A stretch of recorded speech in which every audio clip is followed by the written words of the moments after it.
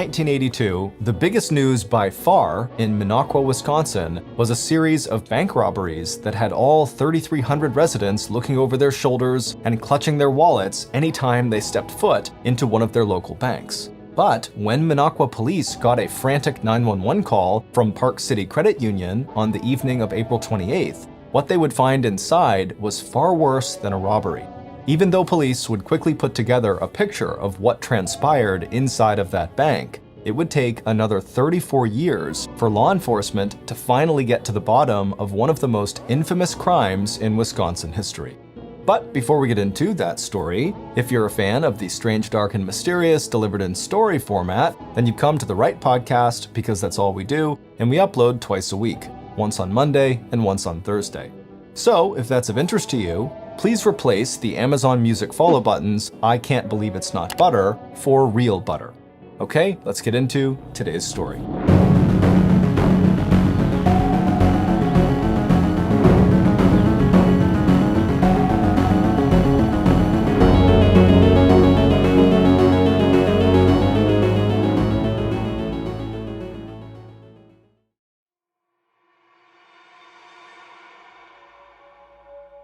"33-year-old Barbara Mendez looked down at the blank piece of paper in front of her. Rolling the pen under her fingers across the kitchen table, Barbara wished that writing or talking about her feelings was as easy for her as it was to make a delicious dinner or to embroider a piece of clothing or fine cloth.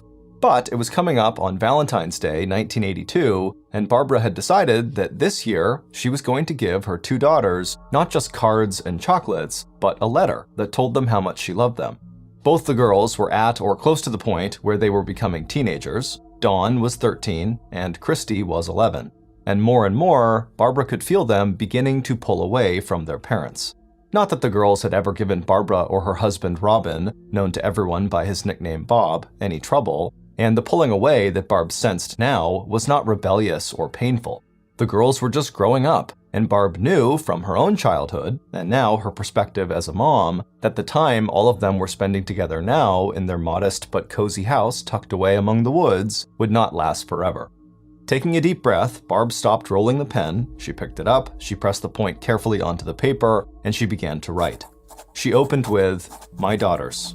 5 sentences later, and Barb was finished. Relaxing her grip on the pen, she read over what she had written. Then she put her pen down, she folded the letter, and slipped it into its envelope. But before getting up from the table and getting started on her to-do list of household, church, and work tasks that never seemed to end, Barb turned toward the window and looked out at the cold and snowy Wisconsin winter. She and Bob had lived in Minocqua, a town with 3,300 residents and only 3 traffic lights, ever since their marriage almost exactly 14 years ago on March 2nd, 1962. But even though it was so small, Minocqua was still bigger than the town where Barb had done most of her growing up. Not long after she'd been born, more than 200 miles to the south, in the bustling county seat of Manitowoc, Barb's parents had moved their family up to Boulder Junction, a tiny town of fewer than 500 people. Even if Barb's father, an aircraft mechanic who had served in the Navy during World War II, and her mother, who had stayed home to take care of Barb and her 3 sisters, had not been fairly conservative and religious people, Boulder Junction was so small that Barb might not even have heard about a lot of the cultural, political, and technological changes of the 1960s that started just a few years before Barb and Bob had gotten married.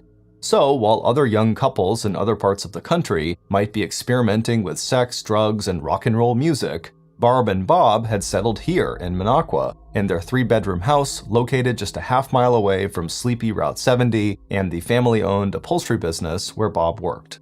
And for Barb, who was quiet and shy, this life suited her just fine, because Barb had never really needed that much anyway to make her feel grateful and blessed. Staring now at the snow-covered pine trees outside, Barb thought ahead to the arrival of spring and summer, and how she and her girls had always made the most of those 2 magical seasons, going out together to pick the berries that Barb would make into jars of fruit jellies and preserves, and enjoying the lakes that Minocqua was famous for in this part of the Northwoods. And always, as the girls got older, Barb had made a point of welcoming her daughter's friends for playdates and sleepovers and doing everything she could to make sure that Minocqua felt less like a small town that people couldn't wait to leave and more like the storybook version of Little House on the Prairie, where childhood was wholesome, fun, and safe. In fact, the biggest transformation in the social lives of Barb and Bob Mendez and their 2 kids had happened 3 years earlier, and it had nothing to do with popular culture and trends, and everything to do with the family's spiritual life. That was when Barb and Bob, along with a handful of other passionate believers in a conservative Christian denomination called Assemblies of God, had helped found a church of their own. Located about 8 miles west of the Mendez house, the new church had very quickly become the center of the family's social as well as spiritual life. Barb had become a Sunday school teacher, and Bob, who was more outgoing than his wife, was one of the church's youth group leaders. For all the Menendezes, church was where they formed their closest friendships. That's where Barb's older daughter, Dawn, could spend time with her best friend Jody, whose father was one of Bob's best friends. Barb's best friend was also a very active member of the church. Sherry Anderson, whose husband, Wendell, was the pastor, was as close to a confidant as the very private and reserved Barb Mendez had. It had been with Sherry's support and encouragement that Barb had picked up a part-time job starting about a year ago, working as a teller at the Park City Credit Union, which was located roughly halfway between the Mendez home and the Assemblies of God church. And suddenly, with that job, everything Barb could have wanted was within a 10-mile radius of where she sat right now. The church where she worshiped, the bank where she worked, and the family business where Bob worked installing carpets and upholstery. Every member of her family had become well known in this community. Bob out riding his motorcycle to work with his toolkit strapped on the back, the girls going off to school each day, and Barb herself, whose friendly manner and shy but beautiful smile had made her a favorite among the members of Park City Credit Union. But right now, as Barb continued to stare out the window of her kitchen, the Valentine's Day letter in its envelope on the table in front of her, she wondered exactly when and how her life seemed to have slipped out of its perfect frame. There were the recent bank robberies in the area, practically unbelievable in a town that hadn't seen a murder since 1935, and very few violent crimes of any type. And Barb had to admit that even though only one of those robberies was still unsolved, she felt scared every time she saw a customer in the bank who behaved in any way that struck her as out of the ordinary. But Barb also knew that her real trouble lay much closer to home. In fact, she worried that it lay right inside one of her favorite places on earth, the Assemblies of God Church. And lately, when she entered the worship area that meant so much to her and that had been her place of comfort and strength, Barb was now finding excuses to slip away so she could sit by herself in one of the meeting rooms, doing her best to hold back tears. 2.5 months later, on Wednesday, April 28, 1982, Barb packed the family car in the lot right behind the Park City Credit Union, located on Highway 51 in the city of Minocqua. It was a clear, sunny day, cold in the morning, but by afternoon, the temperature was supposed to double. As Barb closed the driver's side door of the car and headed for the bank, she was glad that after the long Wisconsin winter, it was finally starting to warm up. But despite the spring weather and sunshine, when Barb walked inside into the work area of the credit union, she had to force herself to smile as she said good morning to her boss, credit union manager Helen Gray. Because the last 2 days had been hard for Barbara. 2 days earlier, on Monday the 26th, there had been an embarrassing incident at the Bible study meeting that Barb and Bob had gone to at a church member's home.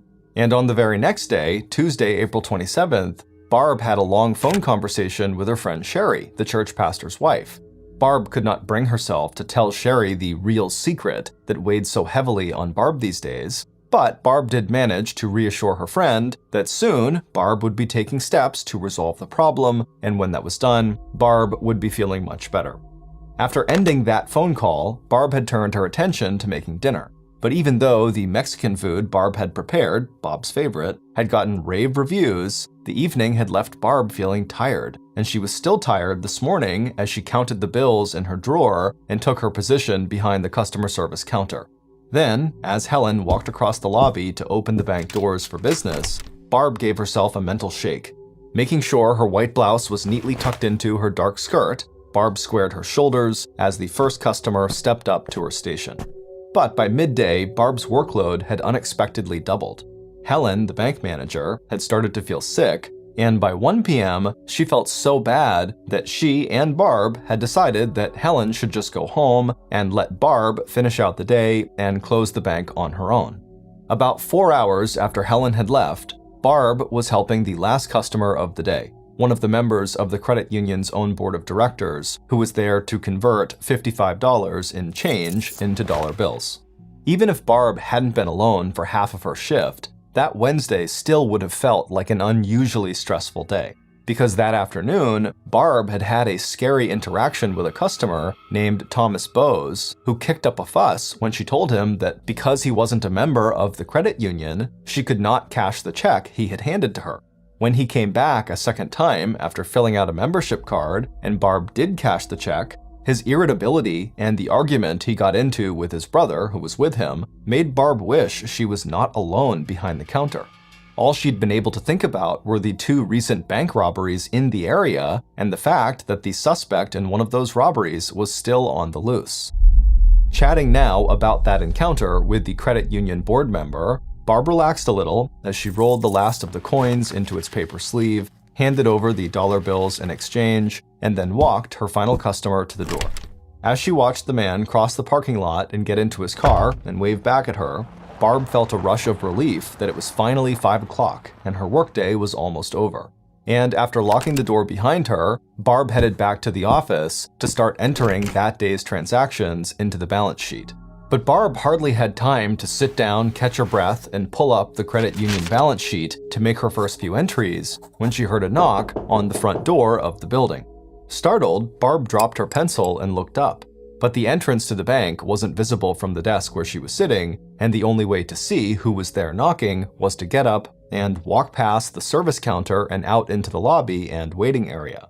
Barb looked at the time. The bank had been closed for almost 15 minutes, but even as Barb was deciding whether she should go to the door and see who it was, or, still thinking about the recent bank robberies, call the police, she heard the knock again. And this time, she thought she could make out a voice she recognized. Taking her hand away from the telephone on her desk, Barb waited a few seconds for her heart to stop racing. Then, the 33-year-old wife and mother of 2 stood up, made a wide loop around the counter, and headed for the front door. A little over 2.5 hours later, at close to 8 p.m. that night, the first police and emergency medical vehicles were pulling up in the parking lot outside the City Park Credit Union, sirens on and lights flashing. There to meet them was the credit union manager, Helen Gray, who had placed the 911 call to the Minocqua Police Department a few minutes earlier at 7:43 p.m.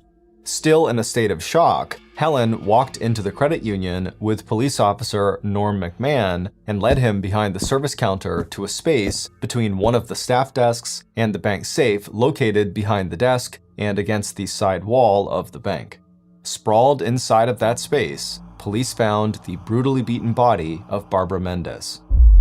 And even as Helen and the police officer stepped back to let medical technicians check for signs of life, it was clear that Barbara was dead. Her wavy shoulder-length brown hair was matted with blood, and the left side of her skull, face, and ear showed cuts and drag marks from whatever weapon had been used to kill her. From the position of her body, it looked like Barb's attacker had struck her from behind, and at some point during or after the attack, the murderer had rolled her body over so she was lying across her left arm, while her right arm, the fingers curled upward in a loose fist, was stretched out along her right side. Blood from Barbara's injuries had spread out in a wide pool around her head, too much to be fully absorbed by the thick carpet underneath her. The cash drawer at the counter where Barb had worked that day was open, and a total of what would turn out to be $2,700 was missing. The Minocqua Police Department may not have investigated a homicide in almost 50 years, but Officer McMahon's training kicked in right away. After giving directions to secure the crime scene and get crime scene techs to the bank as soon as possible, one of Officer McMahon's first calls was to Barbara's husband, Bob. It had been Bob who had called the manager of the credit union earlier that evening at 7:15 after Barb had failed to show up at church for the 7 p.m. Wednesday service. Even though Barb had called him earlier that day to say that she would be working late, she had also told Bob that she'd be home in time to pick up the girls and join him at church for the 7 p.m. service. Figuring that Helen's home was closer to the bank than the church was, Bob had asked the manager of the credit union if she would make the 1.5-mile trip to Park City Credit Union to check on Barb. Already feeling guilty that she had left Barb alone to close up the bank that evening, Helen immediately hopped into her car with her daughter and did what Bob asked her to do. And just 27 minutes later, Helen had made her gruesome discovery, and with shaking hands, she had dialed 911. But even as police were setting up a perimeter of yellow crime scene tape around the bank and arranging for Bob to identify his wife's body, investigators from both the Minocqua Police Department and the Oneida County Sheriff's Department, which had also responded to the emergency call, had already put together 2 possible theories that would explain the crime scene and Barb's murder. The first theory was that Barb had been the tragic victim of a bank robbery gone wrong. That theory fit neatly with the fact that there had been a recent rash of robberies in the area, that the perpetrator in one of the robberies was still at large, and that approximately $2,700 was missing from Barb's cash drawer. The second theory was that the motive for the murder was personal, and that Barb's attacker had made off with the money so it would look like a robbery. This theory, that Barbara knew her attacker, would explain why there was no sign of forced entry into the credit union, why the assailant had not taken any of the $17,000 in cash that was sitting in plain sight inside the open safe just a few feet away from Barb's body, and why Barb's attacker was apparently able to walk right up behind her and strike her on the back of the head. Over the next 2 months, officers from the Minocqua and nearby Rhinelander police departments, along with the deputies from the sheriff's department, had a total of 10 investigators working more than 12 hours a day on the Barbara Mendez homicide. With other officers also donating their off-duty time to help, law enforcement would interview more than 100 witnesses, as well as follow up on a barrage of tips and rumors. They had questioned people who had transacted business at the credit union that day, as well as shoppers and store owners at the business center near the bank.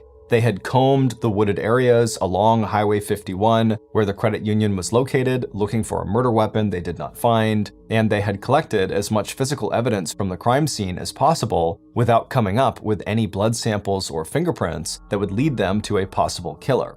But despite the hours that law enforcement had poured into this investigation, by mid-May, 6 weeks after Barb's death, police investigating both theories of the crime had hit one dead end after another.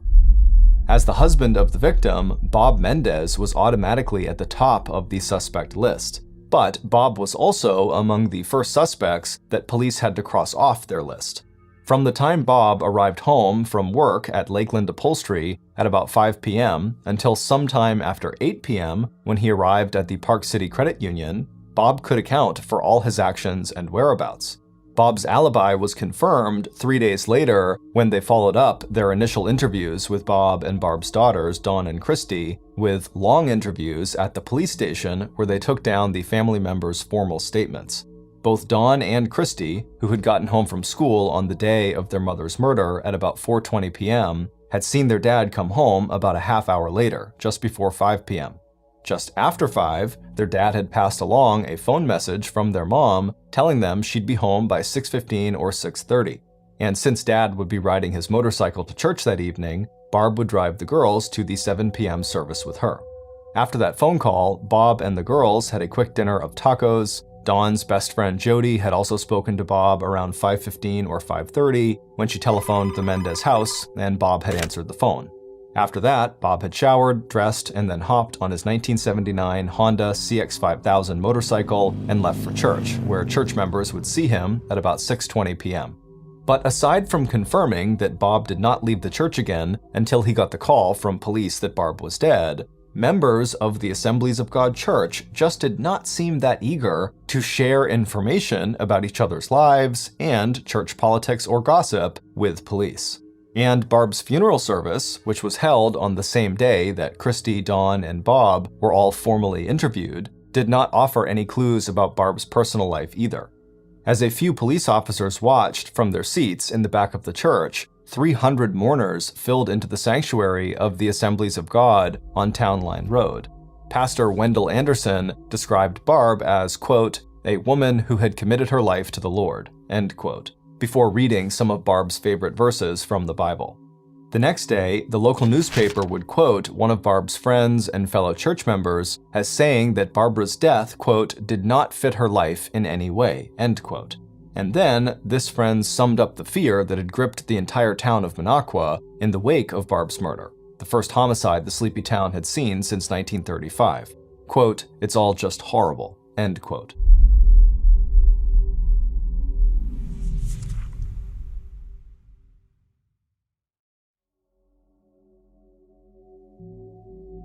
Meanwhile, as the Minocqua Police Department started focusing its efforts on finding suspects who may have had a personal motive for killing Barb, the Oneida County Sheriff's Department was focusing more and more on the theory that Barb was a victim of a robbery gone wrong. And for them, suspect number one was Thomas Bowes, the argumentative man who had visited the Park City Credit Union 2 times on April 28th, the day of Barb's murder. Because, as police soon discovered, Thomas had a prior criminal conviction from 5 years earlier for committing a robbery without a weapon.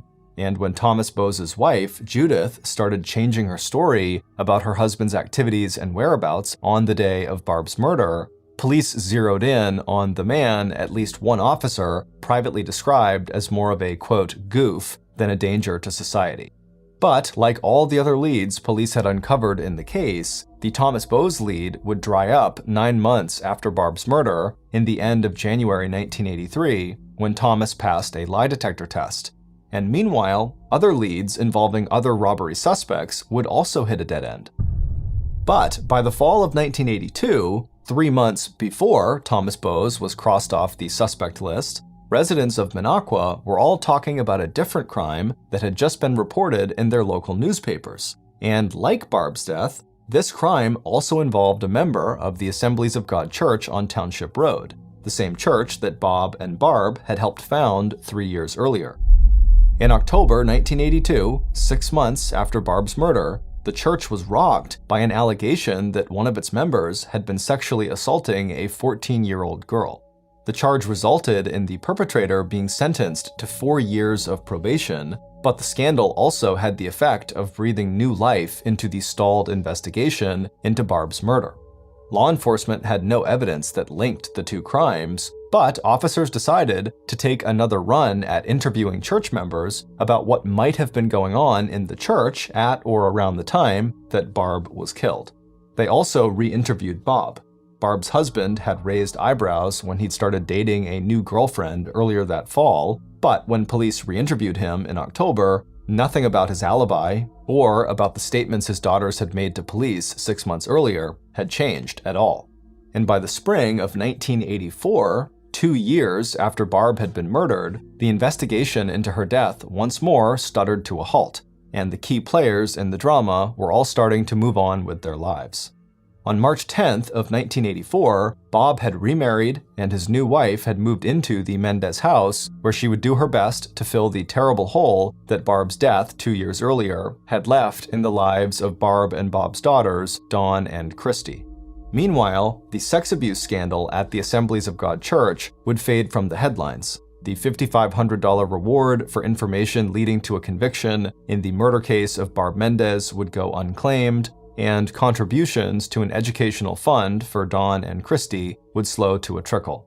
The only other progress in the investigation would be DNA tests that cleared rather than convicted one remaining suspect in the rash of robberies that had occurred near the time of Barb's death, along with a visit to the police from a Minocqua resident who dropped off a particular tool that they thought might match the type of weapon that had been used to beat Barbara Mendez to death. So this tool that was dropped off was an example of what the murder weapon could have been, not the actual murder weapon. Investigators established the Minocqua resident's alibi. They took a picture of the tool, made a note, and filed the information away inside a case file that now included thousands of pages. And if it hadn't been for the sheer persistence and determination of Barbara's own daughters, that huge case file might never have been opened again. Because, in the course of getting on with their own adult lives, both Christy and Dawn had joined forces and become determined not to rest until they had discovered who had killed their mother. Starting back in 2002, 20 years after Barbara was murdered, Dawn, now 33 years old, and Christy, now 31 years old, began a relentless campaign aimed at getting police to reopen the investigation into their mother's death. That included writing a letter in 2016 to the producers of the true crime television show titled Cold Justice, asking them to take a look into the unsolved murder of their mother. And in February of 2017, the two women finally got the response they had been pleading for. 35 years after Barb's murder, and almost a year after dropping that letter off in the mail, the Cold Justice team of investigators accepted the challenge. And 1 year after that, police, with the help of the investigators from Cold Justice, finally closed in on a murderer who had eluded them for more than 3 decades. When the arrest came on February 6, 2018, nearly 36 years after Dawn and Christy first learned that their mother was dead, it was the result of an intense 2-week-long partnership between Cold Justice and the Oneida County Sheriff's Office. During those 2 weeks, the team of investigators reviewed the entire case file on the murder of Barbara Mendez from beginning to end. And after hiring a forensic weapons expert to help identify what instrument was used to kill Barb, and talking again with 3 key witnesses, as well as Barb's old church friend Sherry Anderson, wife of church pastor Wendell Anderson, police uncovered the truth about one of the most infamous murders that has ever occurred in the Northwoods of Wisconsin. Based on that investigation, here is a reconstruction of what happened to Barbara Mendez on April 28, 1982. By the time 33-year-old Barbara Mendez had closed and locked the door of the Park City Credit Union on that Wednesday evening in late April, she was physically and emotionally exhausted. She'd been thinking over the events of the last several days and about the concerns she had shared with her friend Sherry when they talked by phone just the night before. But Barbara had not told Sherry everything, and even now, knowing what Barb did, Barb wasn't sure that Sherry or anyone else at the church would really be able to understand the decision that Barb felt like she had to make. Walking back to her desk, Barb sat down and started making her first entries into that day's bank transaction record. The quicker she could get this done, the sooner she would be home with her 2 daughters, and the sooner they would all be at the 7 p.m. church service where Barb could talk again to her friend Sherry. 10 minutes later, the sudden and unexpected knock on the front door of the bank made Barb jump. Her first thought was that it might be a bank robber, and Barb felt her heart start to hammer in her chest. But as soon as Barb heard the voice that was calling to her from outside the bank, she stopped reaching for the phone to call police. This was a voice that Barb recognized, and this was a conversation that Barb knew she could no longer avoid having. Taking a deep breath, Barb pushed her chair back, stood up, and began walking towards the door. For Barb's killer, as well as for Barb, this was a moment of decision. And standing now in the shadow of the entryway to the credit union, the killer listened first to the silence inside, and then to the sound of footsteps, and then to the key turning in the lock. A moment later, and the killer was inside. The killer reached out a hand, but Barb moved away. Turning, she walked back over to her desk. She had read the Bible. She knew what the scriptures had to say about the kind of relationship she had observed and the kind of person who got involved in that sort of relationship. Their conversation did not last long. The killer had denied everything, but Barb had spent weeks watching and listening, and Barb could no longer stand by and let this relationship go on. The killer stood in front of her and bowed their head. Barb reached down and picked up the bills she had collected out of the cash drawers. Signaling that the visit was now over, Barb turned her back and took 3 steps in the direction of the open safe. All she wanted now was to end this encounter, to finish her work, and to get home to her kids. But the killer could not let that happen. As soon as Barb had turned toward the safe, the killer reached into their coat pocket to pull out the metal pry bar they had hidden there. The flat end of the tool fit comfortably in their hand. At the other end of the shaft, the claw tip bent at an angle, giving the tool the same overall shape as a short flat crowbar with flat, sharp, beveled ends. Quietly, the killer took a single long step toward Barb's back. Once they were just within striking distance, the killer raised the pry bar high over their left shoulder and then brought it down with terrible force against the back left side of Barb's skull. Once Barb had collapsed to the floor, the killer stepped over to her body. Grabbing her right arm, the killer rolled Barb onto her side so her left arm was stretched underneath her chest. Tightening their grip on the pry bar, the killer bent down and began beating Barb's head and the left side of her face, dragging the curved end of the bar again and again through her hair and skin, making ragged cuts and scratches across her cheek and tearing away part of her left ear. The autopsy that would be performed on Barb's body the next day, Thursday, April 29th, would catalog a total of at least 17 blows to Barbara's head, all resulting in extensive skull fractures. The total absence of any defensive wounds suggested that the attack took Barb completely by surprise, and the first blow was so disabling that Barb never even had a chance to fight back or protect herself in any way. Now, looking down at Barb's body, the killer rested their palms against their knees. The pry bar in the fingers of one hand glistened red in the single overhead light. Waiting to catch their breath, the killer watched as the pool of blood under Barb's head widened across the carpet. And then, standing up, the killer set about making the murder look like the scene of a robbery gone wrong. In a few fast movements, the killer had grabbed a deposit bag from Barbara's desk that contained about $2,700 in that day's transactions, leaving Barbara's cash drawer behind the service counter open and empty. Pausing just long enough to make sure they were not leaving anything behind that could reveal their identity, the killer walked to the front entrance with the pry bar and bag of cash, and then, making sure not to leave any fingerprints, the killer slipped out of the Park City Credit Union.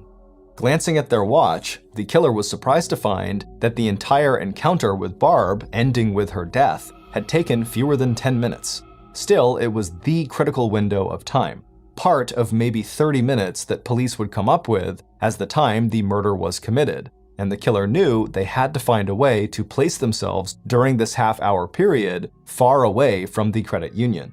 But the killer wasn't worried. After all, teenagers did not really pay very close attention to what time it was, and the killer knew it would be easy to manipulate and coach the people closest to him into providing him with the perfect alibi. A few minutes later, just after 5:30 p.m., Bob Mendez, Barbara's husband and killer, arrived back at the family home on Hill North Dale Road. The bloody pry bar that he had just used 15 minutes earlier to murder his wife was securely locked in the toolbox on the back of his Honda CX-5000 motorcycle. And by the morning of May 1st, 3 days after Barb's death, the most important pieces of Bob's plan to cover up for his crime fell neatly into place. When investigators brought Bob and his 2 daughters down to the police station that morning to give their formal statements about where they were and what they were doing on the evening that Barbara was murdered, the only times that the 2 devastated teenagers could seem to remember about exactly where their father was between 4:55 and 6:45 on the night of their mother's murder were the times that their father had told them. Yes, Don and Christy told investigators, their father had been home before 5 p.m. Yes, he had stayed at the house until close to 6 p.m., when he had left on his motorcycle to drive to church. And Bob still had one more important witness that he could also count on for helping him create a watertight alibi. And that person was his daughter Dawn's best friend, 14-year-old Jody, the teenager that Bob had been sexually abusing for almost an entire year, the teenager that Bob had promised to marry as soon as he could end his marriage to Barb. It would turn out that Robin Bob Mendez was not at all the good Christian and the fine husband and devoted father he pretended to be. And by February of 1982, when his wife, Barb Mendez, sat down to write a Valentine's Day letter to her 2 daughters, Barb had already begun to put together the true picture of who her husband was. Not only did Barb know that her marriage was in trouble, she had also begun to suspect that her husband was involved in an inappropriate relationship with a girl who was just barely 14 years old. And not only was this girl close friends with their own daughters, Jody was also the daughter of Bob's own best friend, as well as a member of Bob's youth group at the Assemblies of God Church on Township Road.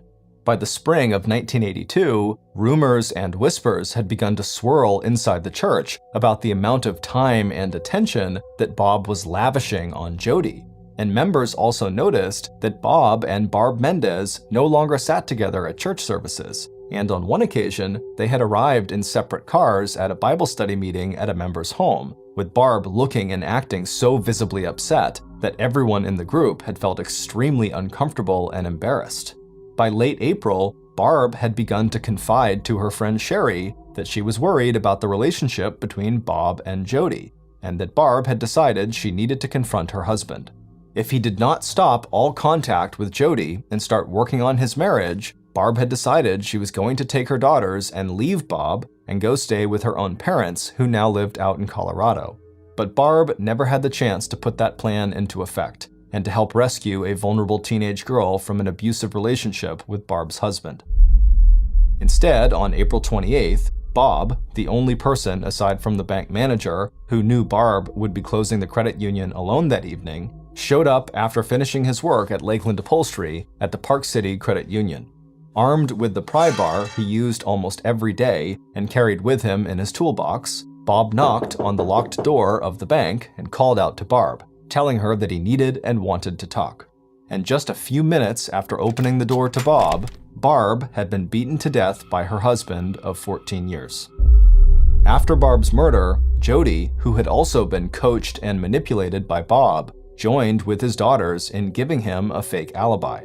It wouldn't be until 6 months later, when police investigated allegations that Bob was sexually abusing Jody, that Jody broke down and told police that she had been lying when she said that she had talked to Bob on the Mendez house phone at about 5 p.m. on the night that Barb was killed. But laws and public perception regarding sexual abuse were a lot different in 1982 than they are today, and police were skeptical about Jody's corrected testimony. And even though Bob pled no contest to the charges and was convicted of sexual assault on a minor, he was only sentenced to 3 years of probation. Meanwhile, 14-year-old Jody was savaged in the press and by her own father for being a temptress and a slut and an adulterer. But even though Bob's now public relationship with Jody gave him a motive for wanting his wife Barb dead, he still had the perfect alibi, the one provided by his deeply traumatized daughters, Christy and Dawn. It wasn't until 2002, when the daughters were in their early 30s and started looking back over their childhood, and in particular their father's behavior after their mother was murdered, that they began to realize how obviously and completely they had been coached, manipulated, brainwashed, and used by their own father, the man who never even purchased a headstone for his dead wife and who never once took his kids to see her grave. The man who had been seen by 2 different witnesses leaving the credit union on his motorcycle during the window of time in which the murder was committed, the man who suddenly had enough cash right after that murder to buy himself an expensive new motorcycle and who painted his motorcycle helmet a different color, the man who failed a lie detector test 5 weeks after the murder of his wife, the man who not only sexually assaulted their own good friend Jody, but who would later go to prison for 8 years for sexually abusing a 5-year-old girl, and the man whose own brother would go to the Oneida County Sheriff's Department in 2002 and suggest that the murder weapon they were looking for might be a pry bar, one of the tools that his brother, Bob Mendez, used so often at work that Bob took it with him everywhere in his portable toolkit. But it wouldn't be until 2017 when investigators from the TV series Cold Justice teamed up with the Oneida County Sheriff's Department that law enforcement was finally able to break Bob Mendez's perfect alibi. Not only did they now have the testimony of Bob's own daughters that the alibi was fabricated, they were also able to track down and interview Jody, the survivor of Bob's sexual abuse. Now a successful adult in a happy marriage, Jody had gone on to work in law enforcement and to be a voice for other victims of crime and abuse. And this time, investigators believed her testimony that she had not spoken to Bob at his home during the critical window of time when police believed Barb had been murdered. On February 6, 2018, Robin Bob Mendez was arrested in the parking lot of a Minocqua Walmart store and charged with the first-degree murder of his wife, Barbara Mendez. On July 23, 2019, Bob Mendez was sentenced to life in prison. because he was sentenced under guidelines in force at the time of the crime, 1982, he will be eligible for parole in 2039 at the age of 91. Included in the documents that Dawn and Christy had sent to the producers of Cold Justice when they asked the show's investigators to take on the unsolved murder of their mother was the Valentine's Day letter that Barbara had written to her daughters 35 years earlier. Barb's friends and family now believe that by mid-February 1982, 6 weeks before Barb was bludgeoned to death by her husband, Barb had begun to suspect Bob of sexual abuse, and that Barb herself may have felt that dark events were about to unfold in their lives. This is the Valentine's Day message that Barb wrote to 11-year-old Christy and 13-year-old Dawn with all of that in mind. My daughters. Sometimes mothers don't always take the time to tell their daughters just how much they are loved and appreciated. Our lives can go by so fast, and we will have missed so much together. So, on this Valentine's Day, I want to tell you how much I love you. You are so special to me as daughters. Have a nice Valentine's Day and every day. I love you, your mother.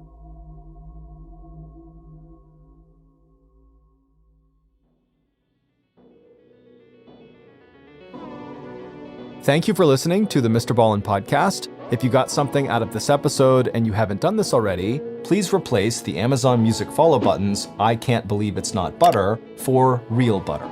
This podcast airs every Monday and Thursday morning, but in the meantime, you can always watch one of the hundreds of stories we have posted on our main YouTube channel, which is just called MrBallen.